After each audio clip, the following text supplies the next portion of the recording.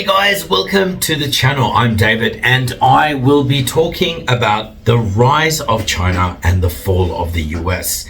Look, I know it sounds really negative. However, this isn't just my opinion. This is a global phenomenon and a trend that's actually happening. And let's just get straight into it, because we were told that there's only one path to success, which is adopt democracy, worship the free market, and copy the West. That's been it until now. But what if there's another way, and if that path is an actual lie? Because today a new superpower is absolutely on the rise, not by becoming more like America, but becoming more like itself. This is the rise of China. Not through invasion, not through Hollywood, but through industry, tech, planning, and you know what? Patience. And as China rises, guys, we can see it. The United States is falling. Look, let's break it down. Why America's power is slipping. Let's talk about that. And why China's model is actually working.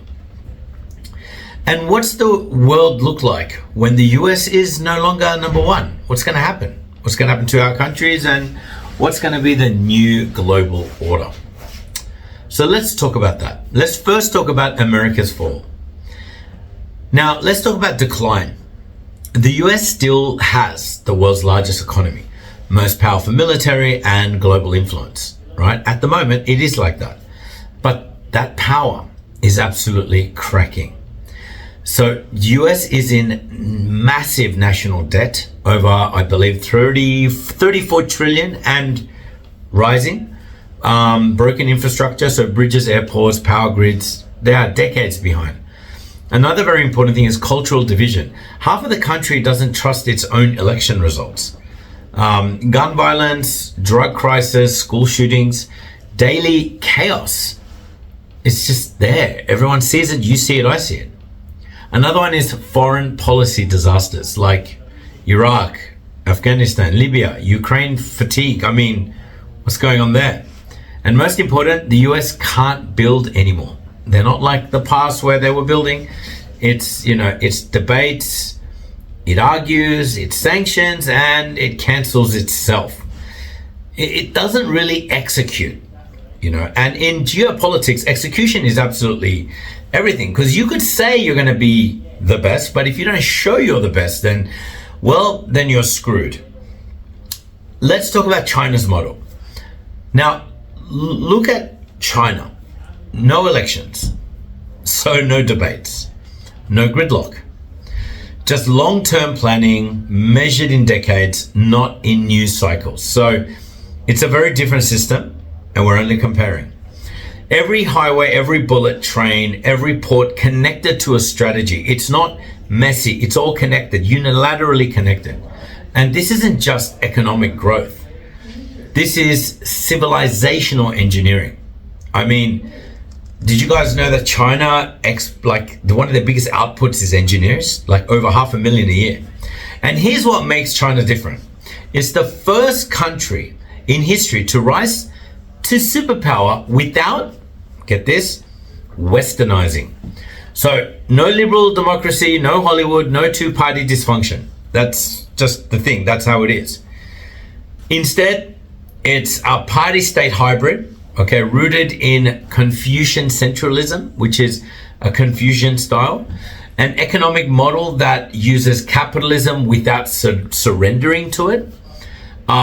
They have a social structure that prioritizes national harmony over individualism. Look, a lot of critics say that China is authoritarian. But in practice, it's efficient, coordinated, and results focused. That's just the reality to it. Yes, they give up some freedoms to have more. That's just the reality. You can't have both. And the results speak quite loudly, guys. You can see it. Why don't we talk about made in China? Look, China is no longer the factory of the world. It's becoming the laboratory of the future. I mean, what does that mean? Well, world's number one in EVs, electrical vehicles. World's number one in solar production.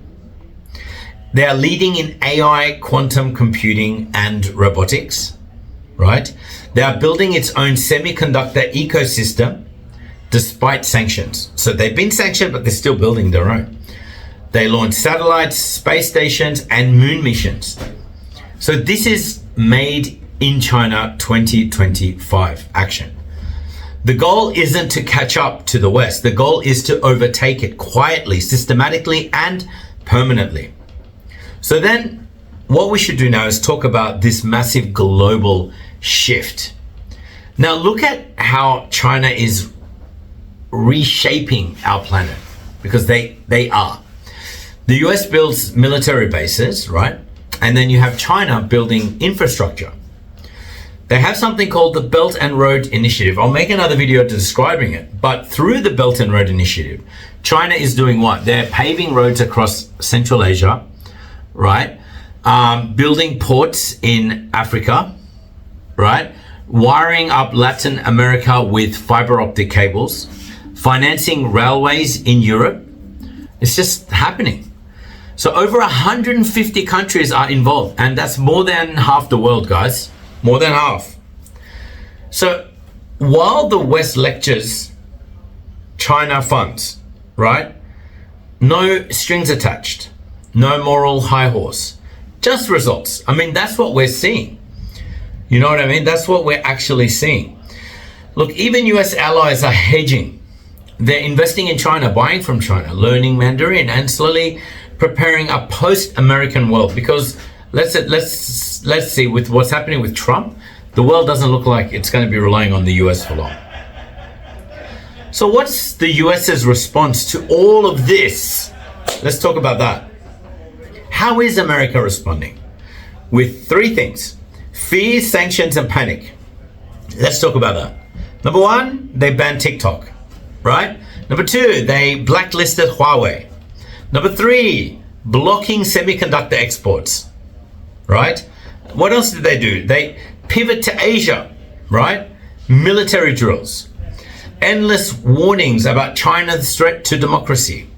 But here's the uncomfortable truth that no one wants to talk about on YouTube or anywhere. Fear isn't a strategy. Sanctions won't stop China's innovation, guys. You can't, because they have too much, they're too future-proof. Propaganda won't rebuild America's bridges, and military shows of force won't erase America's internal decay. While the US fights ghosts, China is building the real world. That's the reality of what's going on. And I guess we should talk about, let's say, the future. What's going to happen in the future? So what does the world look like in, say, I don't know, we're 2025, say in another 25 years, 2050?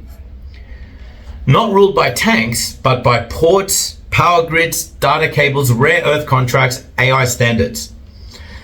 In that 25 year, I'll be pretty old, but by then, 25 years later, China is the number one trading partner of 180 plus countries. The yuan is probably going to be accepted in, global oil transactions. The BRICS, B-R-I-C-S, currency rivals the dollar. US influence shrinks to Northern America and parts of Europe.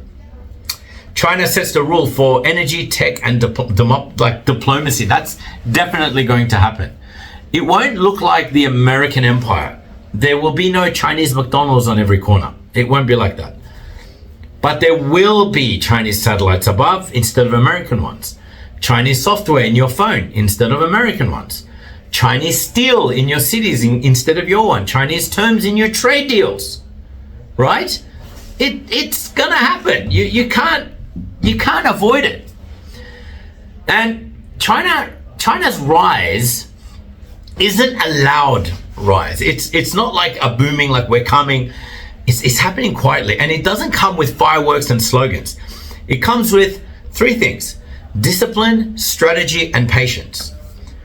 The West said it was impossible, that no nation could rise without becoming like them. But China didn't copy. China built its own model. And to be frank, it's working. So when people ask, will China be the next superpower? right? They're kind of asking the wrong question. They shouldn't be asking that, because China already is, and the world just hasn't caught up to it yet. We're all dreaming on social media, not knowing. So thanks guys for watching. I hope you learned something. Remember to like and subscribe. See you guys.